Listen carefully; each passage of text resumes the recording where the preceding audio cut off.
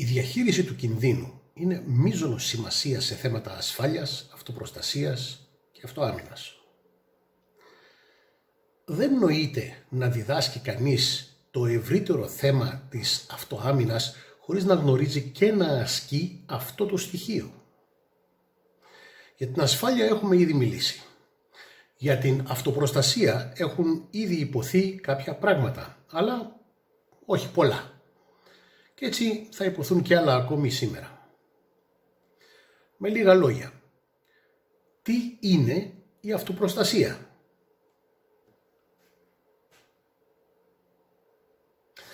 Είναι όσα κάνουμε για να μην φτάσουμε στην αυτοάμυνα. Το πρόβλημα είναι ότι αυτά είναι πολλά και χρειάζονται αρκετή ανάλυση αν είναι κανείς να πιάσει το θέμα από όλες τις πτυχές και λεπτομέρειές του. Όμως πριν συνεχίσω, πρέπει να δηλώσω ότι δεν μπορώ να επεκταθώ σε πολλές λεπτομέρειες που έχουν να κάνουν με αυτό το θέμα, όπως το διδάσκουμε στην κοινότητά μας. Ο λόγος γι' αυτό είναι ότι, όπως γίνεται και με τα γραπτά μας στην ιστοσελίδα της κοινότητάς μας, έχουμε εντοπίσει ανθρώπους που ουσιαστικά κλέβουν όσα λέμε ή γράφουμε, παρουσιάζοντας τα γρήγορα στα δικά τους κανάλια και ιστοσελίδες ως δικά τους. Ταυτόχρονα με αυτές τις πληροφορίες προβάλλουν τον εαυτό τους ως οι δήμονες στα ευρύτερα θέματα της ασφάλειας, αυτοπροστασίας και αυτοάμυνας. Κάτι που χρειάστηκε εμπειρίες ζωής, πολύ μεγάλη μελέτη και ατελείωτες δοκιμές για να τα κάνουμε εμείς. Αυτό που λέμε ξεκάθαρα είναι να μην καρφώνεστε και ούτε να είστε τσίπηδες. Τουλάχιστον φερθείτε τίμια και κάντε τον κόπο να αναφέρετε από πού παίρνετε τις πληροφορίες σας. Δεν είναι σημάδι αμάθειας ούτε αδυναμίας το να δηλώνει ποιες είναι οι πηγές της γνώσης του κανείς. Εμείς το κάνουμε συνέχεια. Είναι τίμιο και δείχνει άνθρωπο που μελετάει το θέμα του από πολλές πτυχές. Στην τελική υπάρχουν και κάποιοι σκεπτόμενοι άνθρωποι που αναρωτιούνται από πού έμαθε ένας αθλητής πρωτόκολλα για επικίνδυνες καταστάσεις. Μέσα από έναν αθλητικό σύλλογο μαζί με άλλους αθλητές ή μήπως με θεία επιφύτηση. Αυτή η παρουσίαση αποτελεί μέρος μιας σειράς που θα καλύπτει την προσέγγιση του σχεδίου δράσης του Combatives Group. Αυτό που διδάσκεται και ακολουθείται από την αρχή μέχρι το τέλος του προγράμματος της εκπαίδευσής μας. Το θέμα μας λοιπόν σήμερα είναι η διαχείριση του κινδύνου. Ποια είναι δηλαδή τα μυστικά της διαχείρισης της απειλής και του κινδύνου και τι πρέπει να γνωρίζουμε για αυτά. Για όσους δεν γνωρίζουν, η βία δεν συμβαίνει από το πουθενά. Πάντα υπάρχουν σημάδια αν γνωρίζει κανείς τι πρέπει να προσέχει. Η εκδήλωση της βίας ουσιαστικά έχει 4 στάδια. Η αναγνώριση αυτών των σταδίων βοηθά τον ασκούμενο του Combatives Group να αποκτήσει βαθιά γνώση της διαχείρισης της απειλής και του κινδύνου, καθώς θέτει σε εφαρμογή τα πρωτόκολλα στα οποία έχει εκπαιδευτεί και χρησιμοποιεί η κοινότητά μας.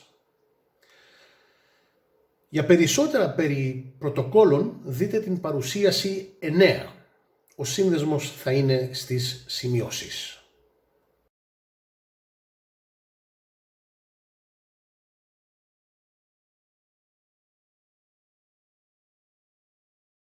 Γεια σας, είμαι ο Ζακ. Διδάσκω δεξιότητες προσωπικής ασφάλειας, αυτοπροστασίας και αν χρειαστεί αυτοάμυνας σε άνδρες και γυναίκες που έχουν την ανάγκη να νιώθουν αλλά και να είναι ασφαλείς.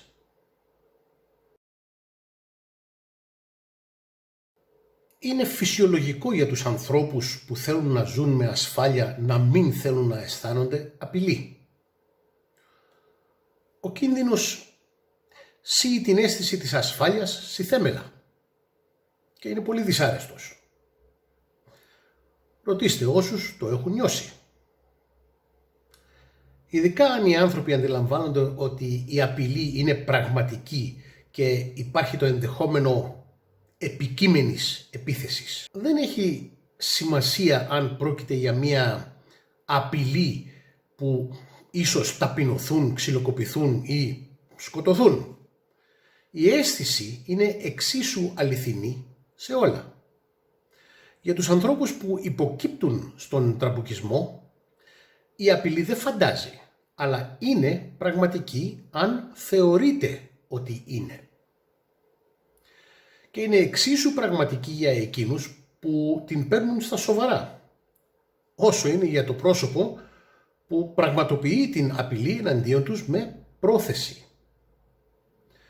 Το πρόβλημα είναι ότι είναι δύσκολο για κάποιον άπειρο σε τέτοιες καταστάσεις να διαφοροποιήσει ποια είναι η πραγματική απειλή και ποια όχι, σε τεταμένες συνθήκες.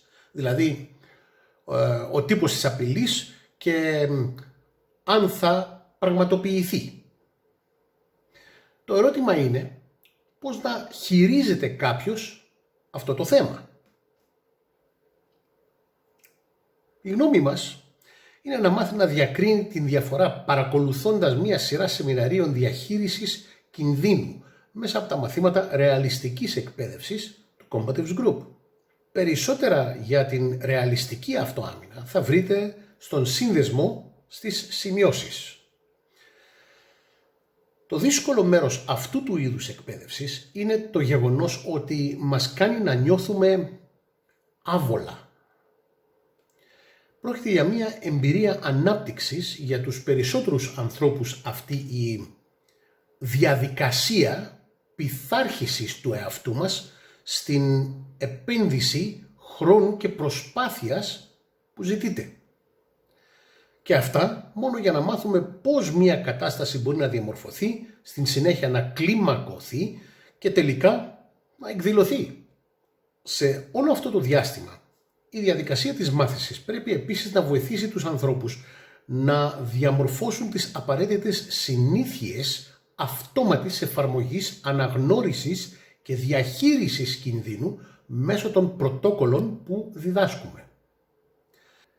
Στοιχεία που θα τους βοηθήσουν να αναγνωρίσουν και να εξακριβώσουν αν μια τέτοια απειλή όντως είναι παρούσα, καθώς και να μάθουν πώς να απευαισθητοποιηθούν στις ψυχοσωματικές επιπτώσεις της, ώστε να μην παγώσουν.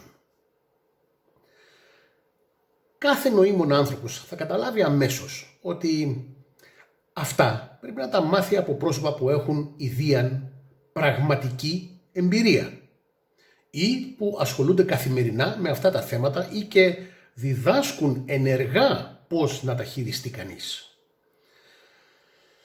Σε αυτήν την παρουσίαση θα επιχειρήσω επίσης να διερευνήσω στα γρήγορα τα διάφορα συνδεδεμένα θέματα σε περιορισμένο βαθμό. Τα υπόλοιπα στα τρίμηνα σεμινάρια μας. Ευρεία ορολογία χρησιμοποιείται για να περιγραφεί η διαχείριση της απειλής, κινδύνου.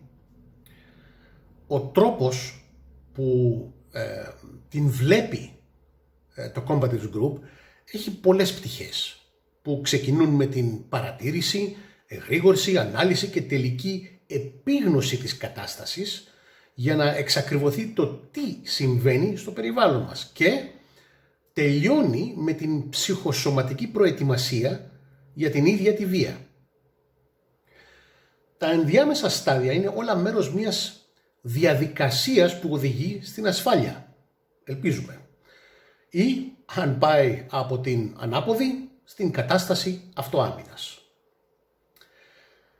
Αυτή είναι η διαδικασία που χρησιμοποιούμε για όλες τις απειλές, όχι μόνο την φυσική ή ένοπλη απειλή. Για την ένοπλη απειλή δείτε τα άρθρα στην ιστοσελίδα μας, ο σύνδεσμός μας θα είναι πάλι κάτω στις σημειώσεις. Ο λόγος για αυτό είναι ότι αποκλείοντας την δυνατότητα της ένοπλης ενέδρας, δεν μπορούμε να γνωρίζουμε εάν μια άοπλη απειλή θα εξελιχθεί σε μια ένοπλη απειλή. Έχουμε ζωντανό παράδειγμα τέτοιου συμβάντος εδώ στο κανάλι μας, στο YouTube. Ο σύνδεσμος είναι στις σημειώσεις. Οι άνθρωποι οι οποίοι κατανοούν την χρησιμότητα των πρωτοκόλων για την αντιμετώπιση καταστάσεων καταλαβαίνουν επίσης ότι τα πρωτόκολλα αποτελούν γενική κατευθυντήρια γραμμή που έχει τεθεί σε εφαρμογή για την αντιμετώπιση καταστάσεων χωρίς ειδικούς όρους. Αυτό τα καθιστά και ευέλικτα σε κάποιο βαθμό. Όπως αναφέρθηκε ήδη, υπάρχουν 4 στάδια σε μια ενδεχόμενη απειλή ή συμπλοκή. Κάθε ένα από αυτά τα στάδια της διαχείρισης κινδύνου διδάσκεται λεπτομερώς στα σεμινάρια μας, γιατί έχουμε βρει ότι ένας καλά εκπαιδευμένος άνθρωπος σε θέματα διαχείρισης κινδύνου μπορεί συνήθως να αποφύγει να εμπλακεί σε επικίνδυνες καταστάσεις. Αυτό έρχεται σε αντίθεση με όσους έχουν εκπαιδευτεί σε συλλόγους πολεμικών τεχνών ή μαχητικών αθλημάτων, όπου προωθείται η ιδέα της αυτοάμυνας ως μιας ξαφνικής συμπλοκής στον δρόμο, αυτό που λέμε αποτομίων. Άλλοι τον μπερδεύουν με την αθλητική πάρε-δώσε μορφή του αγώνα κατόπιν εντολής.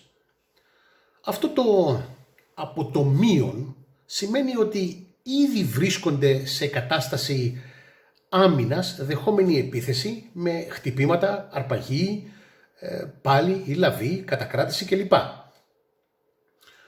Αυτά όμως είναι όσα συμβαίνουν όταν κάποιος πιάνεται εξαπίνης, ξεβράκωτος, κάτι που δεν θα έπρεπε να έχει συμβεί.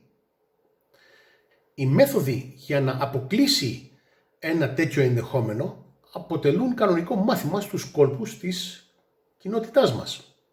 Και όπως είπα νωρίτερα, αυτό διότι ξέρουμε καλά ότι αν γνωρίζει κανείς πώς να διαχειριστεί μια ενδυνάμει έκρηθμη κατάσταση που ίσως οδεύει προς την συμπλοκή, μπορεί και να την αποφύγει τελείως. Αυτό όμως δεν σημαίνει ότι δεν χρειάζεται να γνωρίζει και πώς να χειριστεί ή να ασκήσει και βία αν χρειαστεί. Απλά του δίνεται μία επιλογή και η δυνατότητα να διαχειριστεί τα 4 αυτά στάδια επιδέξια. Δηλαδή κατέχει την πολιτική αλλά και τα όπλα να την ασκήσει. Διότι πολιτική χωρίς όπλα να την επερασπιστεί δεν είναι και ισχυρή πολιτική. Εδώ σταματάω, γιατί ακολουθεί το δεύτερο και αναλυτικότερο κομμάτι στην συνέχεια που θέλει αρκετά παραπάνω χρόνο. Να προσέχετε εκεί έξω.